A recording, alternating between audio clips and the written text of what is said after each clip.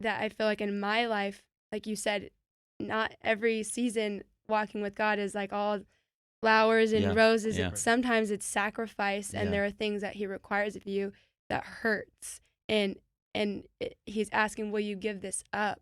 And you don't see that he's holding these promises, this purpose, all these things, these opportunities, but he just wants this one thing from you. Right. And a lot of people don't want to give it up. They don't want to, But they'll stay in church, they'll stay involved in ministry.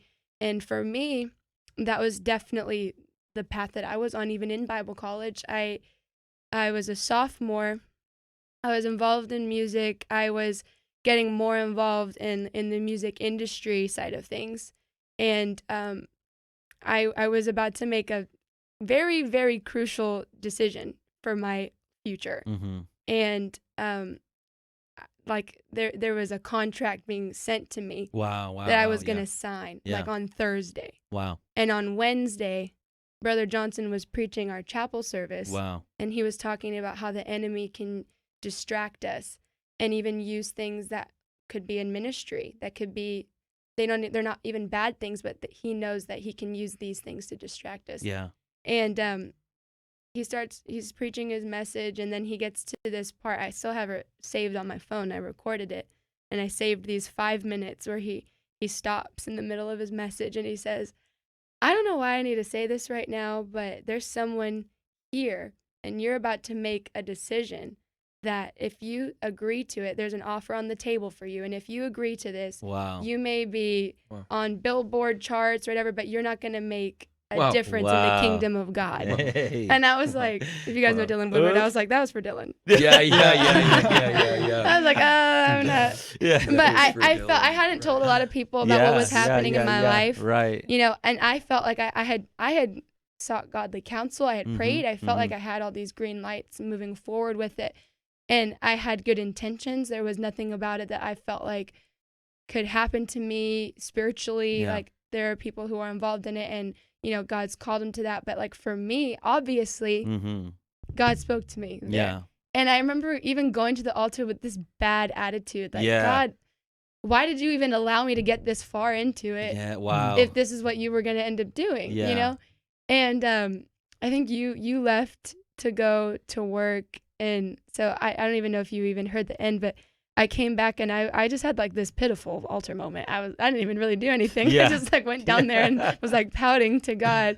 And I went back and I looked at my phone, and he had already called me, and he was on his way to work. And so I called him back, and he was like, what'd you think of the message? And I was like, what do you mean? Yeah, I didn't hear anything, did you? Right. I don't know. Did you hear he called Dylan out? That was And so that's when we just talked, and he was like, I feel like this is your Abraham and Isaac moment. Wow. So I was speaking into my life, and I was like, oh, don't say it. He's returning the favor for the So he was gone. I wasn't even really close with Brother Johnson. I was kind of afraid of him. I wasn't a very good student in his class, but you know, the fact that he spoke into my life, it made sense that it was someone who knew nothing about the situation, who wasn't even close to me at the time. Biased, yeah. And so I ended up calling Kevin, and I was like, do you have time to talk? And he was like, yeah, is this about the message? Like, we need to talk. Yeah. And I was like, man, everybody in the room knew, huh? The people that I had told, you know, that I had sought, you know, is this a good idea? And they were like, I don't, you know, whatever. So we ended up talking and just kind of dissecting everything. And again, he didn't talk to Simon, but he said, I feel like this is your Abraham and Isaac moment. Wow. And so I had to make a decision. Wow. And I went back in the sanctuary, said, God, you're making this very clear. I don't know why. I'm going to hurt a lot of people. I'm going to offend people to tell them that I'm not going through with this. Yeah. And so after that, I ended up speaking with Brother Johnson. I got a meeting with him. I was like, this isn't about my grade, although I probably need to have a separate meeting with you about that. He was like, okay. And I just told him everything. And he said, you know, it's funny because he said, I haven't preached this message in a long time, but God brought it back into my mind. And he said, I knew I needed to share what God put in my heart in that moment. Like God was trying to speak to someone. And he said, this was definitely what God had intended for you. And so he just kind of spoke into my life. And I walked out of that meeting feeling like, what in the world am I doing with my life? Yeah. Like, what do I do from here? Yeah. And that was hurtful. It was hard.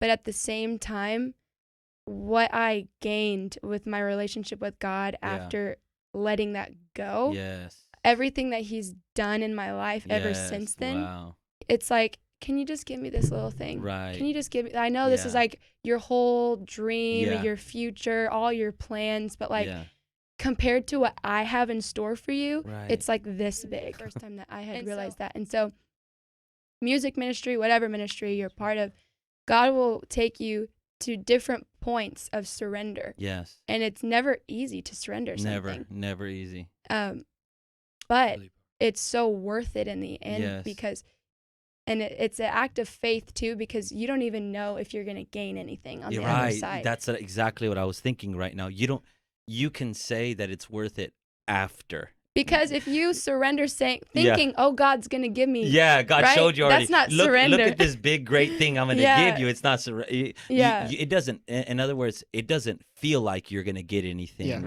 when you're in the moment. No benefits. It feels like all sacrifice, death, pain is on the other side of this thing. And that's the in the moment tension that we feel. Right. The pressure that's coming down on us.